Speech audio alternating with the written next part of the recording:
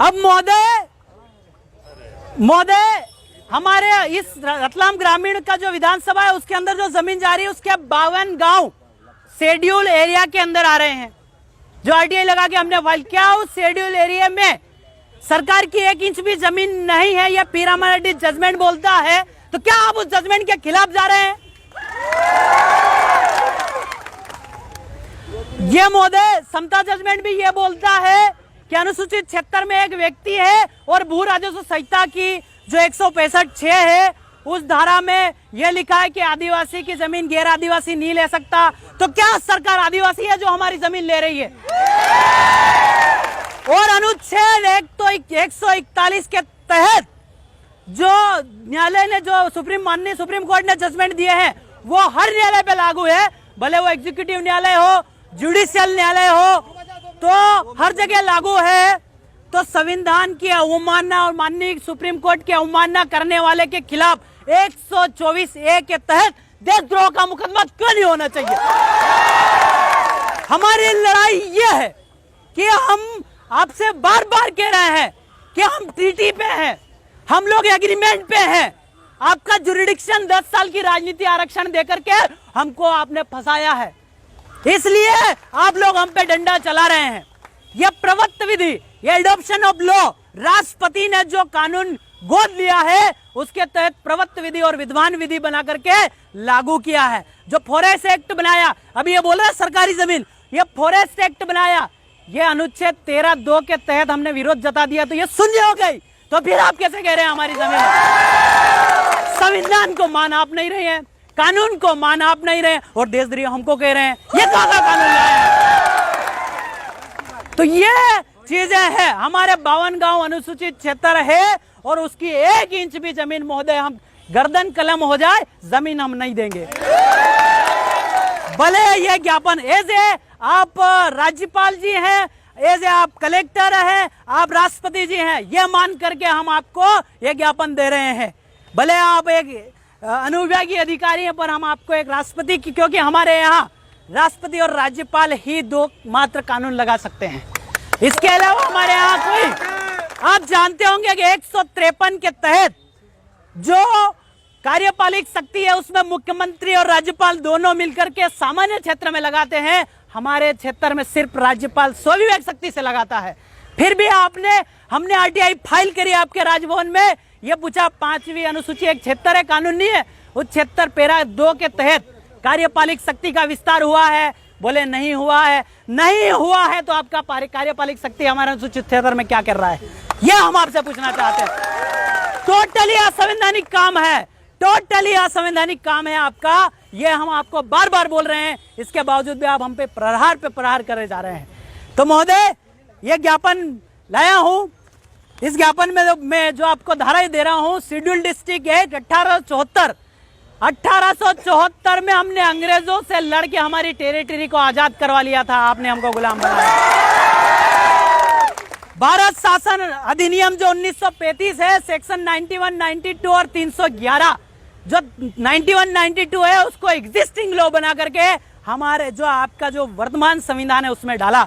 और 311 भारत की 3 क्षेत्र थे, इंडियन स्टेट, ब्रिटिश इंडिया और ट्राइबल एरिया, उस पर जुरिडिक्शन लगाने के लिए आप लोगों ने ट्रीटी करा, एग्रीमेंट करा और कहा, ट्रीटी करा, एग्रीमेंट करा और कहा कि यहाँ का लोकल लॉ जो चलेगा, लोकल लॉ यानी force of law and existing law, जो गांव का जो विधि विधान, ग्राम सभा, रूढ़ी प्रथा, विधि को बल। अब विधि को बल का मतलब क्या है? संविधान का पूरा बल हम हमारे समाज के बीच में रखते हैं, यह हमारा लोकतंत्र है। अगर ज्ञात हो तो संविधान की डिबेट में जयपाल सिंह मुंडा ने माननीय अंबेडकर जी को यह कहा था, हमारे समाज को क्या लोकतंत्र सिखा रहे हो, हमसे तुमको लोकतंत्र सीखना पड़ेगा। ये हमारा समाज, पुरखाई समाज कब से लोकतंत्र में बसते आया है। महोदय इंडियन इंडिपेंडेंस एक्ट का जो सेक्शन 7ABC है, इंडियन इंडिपेंडेंस एक्ट वो एक्ट है जो भारत को आजादी देता है, तो उसमें जो सी वाला इलाका है वो सी वाला इलाका हमारा है, ट्राइबल एरिया। इंडियन स्टेट राजा महाराजाओं वाला था वो आपने मिला लिया, ट्राइबल एरिया जो 371 के अंतर्गत आता है वो आज तक नहीं मिला है और ट्रीटी पे चल रहे हो। ये 13(3) का को हमको विधि का बल है, 372(1) आपका यह 372 एक बोलता है 395 के तहत सारी संविधान की विधियां समाप्त होती है तो 372 एक पर्वत विधि को लागू कर लेता है। यह हमारा संविधान बोलता है। 244 एक 5वीं अनुसूची 76 के शासन प्रशासन कल्याण व हितार्थ के बारे में प्रति महामहिम राष्ट्रपति महोदय, महामहिम राज्यपाल महोदय, मानव अधिकार आयोग, माननीय मुख्यमंत्री महोदय, पर्यावरण मंत्री महोदय, प्रभारी मंत्री महोदय, ये जो हमारा मकसद था कि ऐसे कार्यपालिक मजिस्ट्रेट जिला दंडाधिकारी है उनसे ही हम उनको ही ज्ञापन देंगे।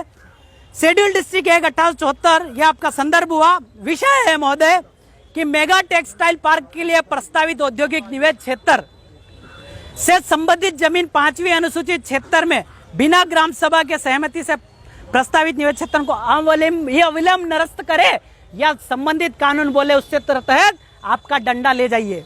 ये मेरा आपसे निवेदन है। इसको मैं भी बताता हूँ किस टाइप से आप ले जाएंगे। भारत के संविधान के अनुच्छेद 13(3) का में लिखित फोर्स ऑफ लॉ आदिवासी समुदाय के रूढ़ी प्रथा कस्टमरी लॉ आदिवासी रूढ़िगत ग्राम सभा के अनुरूप कार्य यो आपका इंडियन इंडिपेंडेंस एक्ट 1947 के सेक्शन 18 यानी अनुच्छेद 13(3) का में लिखित ऑर्डर यानी जो आपका 7 ABC है संविधान एक जो बोलता है भारत तथा राज्यों का संघ जो अनुच्छेद 12 की परिभाषा से अनुसूचित 76 उससे बाहर है कि संपूर्ण अधिकारिता मीनिंग कार्यपालिका आपका न्यायपालिका और विधायिका समाप्त कर आपका डंडा ले जाइए। हम हमारा शासन चला लेंगे, हम हमारी जमीन बचा लेंगे, हमको विकास करना विकास कर लेंगे, ट्यूबवेल लगाना ट्यूबवेल लगा लेंगे, तालाब बनाना हम बना लेंगे। तुमको कोई अधिकृत नहीं है यहाँ, क्योंकि आप लोग हमारे जो बक्सवा क्षेत्र है उसकी भी जमीन आप लोगों ने छीनी, अब बस्तर है वहां की भी जमीन छीन रहे हैं आप, वो भी हमारा ही खून है। महोदय सविनय निवेदन है कि आपके कार्य क्षेत्र अनुसूचित 76 अंतर्गत जो भारतीय संविधान के 5वीं अनुसूची 244 एक क्षेत्र के अंतर्गत आता है, इसमें महोदय मैं आपको बता दूं कि ब्रिटिश सरकार भी हम पे डंडा नहीं चला पाई थी और आप हमारे खिलाफ डंडा लेके आ गए। ये गलत है महोदय। तो 1874 लागू कर स्थानीय कानूनों को यथावत रखा गया। तत्पश्चात इन्हीं जनजातीय क्षेत्रों को भारत शासन अधिनियम 1935 में भाग 91, 92 तथा 311 के तहत विशेष संरक्षण प्रदान किया गया।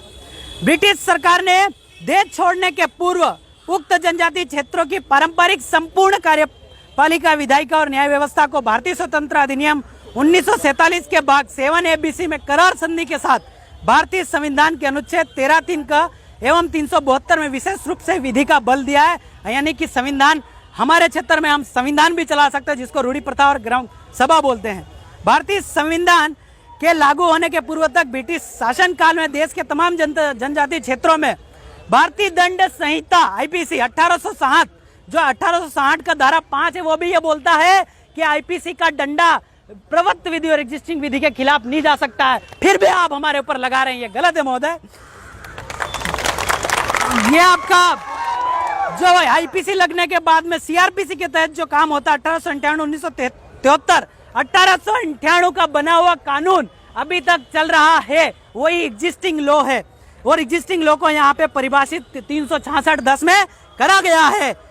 अध्यक्ष 1 पैरा 2 ख के तहत सभी तरह के दीवानी एवं फौजदारी मामलों का न्यायीकरण प्रत्येक ग्राम स्तर पर स्थानीय पारंपरिक तरीके से करते हैं। पिछले कुछ महीनों से लगातार भारत के आदिवासी समुदाय द्वारा भेजे जा रहे ज्ञापन द्वारा यह बात उठाई गई कि आपकी वैलिडिटी क्षेत्र पे से समाप्त हो गई है, फिर भी आप हमारे क्षेत्र में 8 लेन फलाना लेन डिमका लेन लेके आ रहे हैं, ये गलत है। कि इंडियन इंडिपेंडेंस एक्ट 1947 के सेक्शन 7 ABC फॉरेन जुडिशन मतलब कि विदेशी अधिकारिता, अंबेडकर जी ने ट्राइबल एरिया को विदेशी अधिकारिता यानी कि एक फॉरेन के टाइप से अधिकारित करके हमको ट्रीटी पे यहाँ पे रखा है। अनुरूप भारत के कार्यपालिका न्यायपालिका विधायिका आदिवासी क्षेत्रों क्रमशः जो आपका 1935 का जो है एक्सक्लूडेड एरिया और आंशिक वर्जित क्षेत्र में लगाया जाए, अन्यथा यह क्षेत्र भारत के अधिकारिता से स्वयं को अलग कर लेंगे। जैसा कि ज्ञात है, प्रतिभा पाटिल राष्ट्रपति महोदय के समय 8-9 नवंबर 2019 की जो बैठक हुई थी उसका रिजल्ट आया था कि राज्यपाल के राष्ट्रीय आदिवासी अनुसूचित जनजातियों के हेतु सम्मेलन के संविधान के अनुच्छेद 244(1) के प्रावधान अनुसूची पैराग्राफ 3 के अनुसार राष्ट्रपति के कार्यालय में एक बार होता है। विस्तार पूर्वक जानकारी देते हुए महोदय ये बताना चाहते हैं कि अंग्रेजों ने 3 तरह की शासन व्यवस्था चलाई थी और प्रतिभा पाटिल जी के सामने 26 राज्य के राज्यपाल ने ये कहा था कि अनुसूचित जनजाति पे किसी तरह का कोई 1950 का जो डंडा है वो नहीं चलता है। तो फिर भी आप हम पे लगा रहे हैं, ये कैसे लगा रहे हैं? ये टोटली अनकॉन्स्टिट्यूशनल और असंवैधानिक है। जिसमें पहला था ब्रिटिश इंडिया, जहां अंग्रेजी शासन था, जो अनुच्छेद 1 है आपका जो 7A है इंडियन इंडिपेंडेंस एक्ट 1947 का, इंडियन स्टेट यानी भारत के राज्य क्षेत्र, इंडियन इंडिपेंडेंस का जो 7B है जिसमें राजा महाराजा थे, और जो C था ट्राइबल एरिया आदिवासी क्षेत्र, जहां अंग्रेजों ने शासन किया ही नहीं। संविधान के अनुच्छेद 1 के 3G जिन्हें करार संधि ट्रीटी एग्रीमेंट द्वारा आयोजित किया गया, जो कि स्वतंत्र हो चुके हैं। आदिवासी को 10 साल का राजनीति आरक्षण देकर यह कहकर ब्रिटिश बनाम भारत में मिलाया गया, जो आप हमारे पे डंडा चला रहे हैं, जो कि मिला गया कि आदिवासी अभी शासन चलाने के काबिल नहीं है, ये करके इन्होंने हमको शामिल किया। तो मैं ये बोलता हूँ हम अभी शासन चला सकते हैं, आप लोग ले जाइए आपकी फैक्ट्री। 10 सालों के लिए आप हमें अनुच्छेद 334 द्वारा, ये हम अनुच्छेद भी इसलिए बता रहे हैं कि आपका डंडा फिर से गलती न कर बैठे। महोदय ये जो करार है अनुसूचित क्षेत्र वर्सेस भारत शासन की अधिकारिता में हुआ है, जिसमें आपकी सरकार की संपूर्ण अधिकारिता की वैलिडिटी हमारे क्षेत्र पे समाप्त, क्षेत्र में सारी कार्यपालिक शक्ति न्यायपालिक करार के माध्यम से चल रही है। इस व्यवस्था में हम काफी समस्याओं का सामना करना पड़ा है। श्रीमान जी से निवेदन है कि हमारे समस्या का समाधान करें, अन्यथा आपकी अधिकारिता आपके क्षेत्र में ले जाइए। महोदय ये जो समस्या है ये हमको प्रकाशित हुई थी दिनांक 26/6/2021 के समाचार पत्र दैनिक भास्कर में छपी खबर ने हमें एक मृत रूप दे दिया और हमारे जीवन पर सवाल खड़े कर दिए। खबर यह थी कि मेगा टेक्सटाइल पार्क के लिए रतलाम में बनने वाले औद्योगिक निवेश क्षेत्र के लिए राज्य सरकार हमारी जमीन जो है जीवन यापन की वो 1466 1466 हेक्टेयर जमीन छीनकर औद्योगिक निर्माण के लिए देने का प्रस्ताव किया है। समाचार पत्र में छपी खबर के अनुसार प्रस्तावित की गई जमीन इस प्रकार है, जो टेबल छपी थी मैंने ऐसी एचडी छापी है। बिबड़ौद में सर्वे नंबर 122 जिसका क्षेत्रफल हेक्टेयर में 724.23, जो सरवनी खुर्द है उसमें सर्वे नंबर 2 28, आपका जामथून में सर्वे नंबर 1 2.1500, जुलवानिया 15 87.030, पलसोड़ी 19 634.5323, रामपुरिया 1 5.940।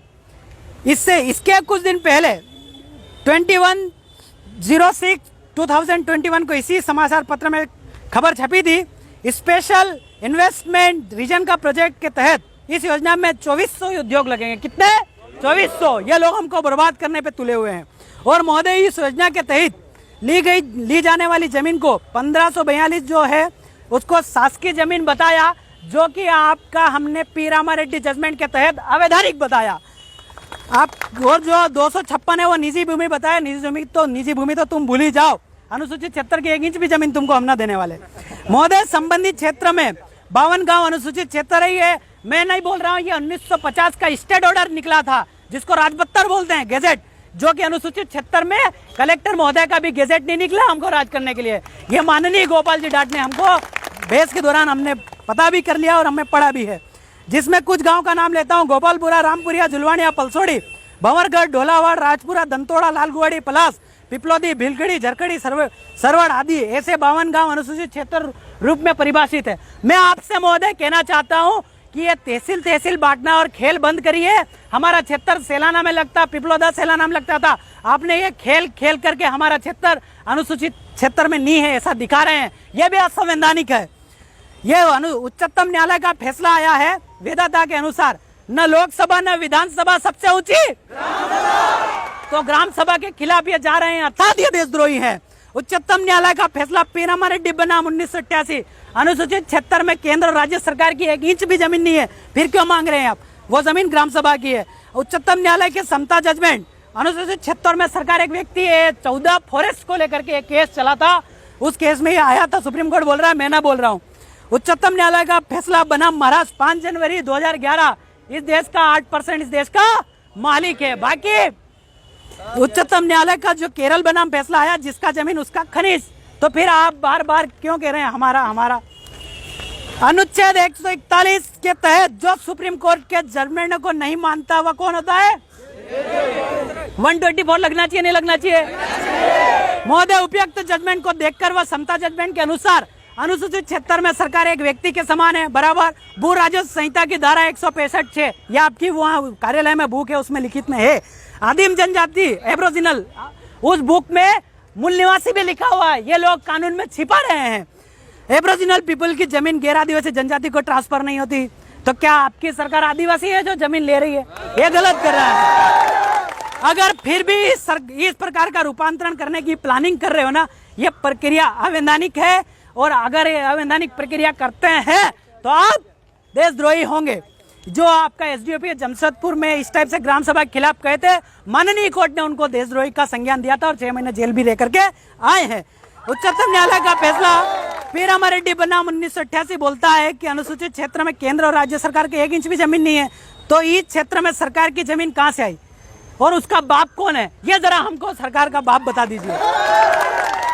ये इसका माननीय राज्यपाल का, अगर ऐसा कोई कानून लाए हैं तो राज्यपाल जी का गेजेट दिखा दीजिए, जिसको भारत राज्य परिषद संविधान आदेश से बड़ा कोई आदेश नहीं है, वो बता दीजिए तो हम आपको माने।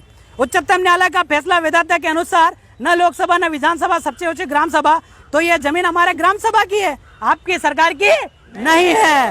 अतः हमारी ग्राम सभा को अनुच्छेद 13(3) का से विधि का बल प्राप्त है। अगर हमारी ग्राम सभा का विधि यानी क्या? न्यायपालिक, कार्यपालिक व्यवस्थिका का बल।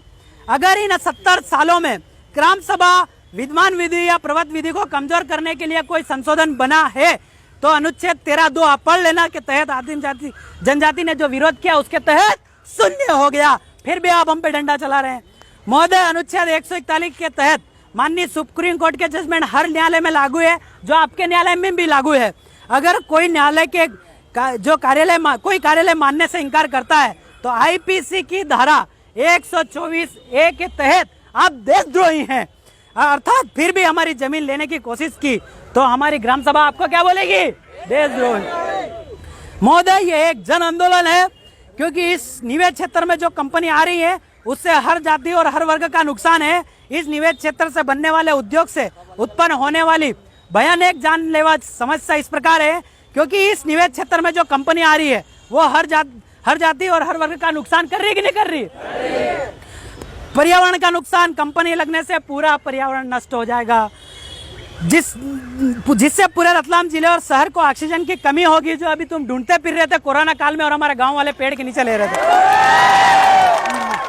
पूरे शहर को दूषित हवा ग्रहण करना पड़ेगी। कंपनी से निकलने वाला दूषित पानी ढोलावट डैम में जाएगा, जिससे पूरा ढोलावट डैम का पानी दूषित हो जाएगा और पानी पीने वाले सारे प्राणी मर जाएंगे और प्रकृति दूषित हो जाएगी। जिसके दुष्ट पापी कौन होगा? प्रशासन।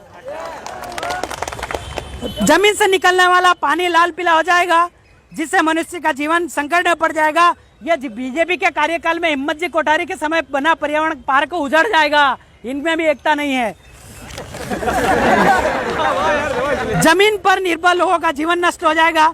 मतलब सीधा है कि इस निवेश क्षेत्र आने से किसी विशेष जाति वर्ग को, पूरे मनुष्य जीवन को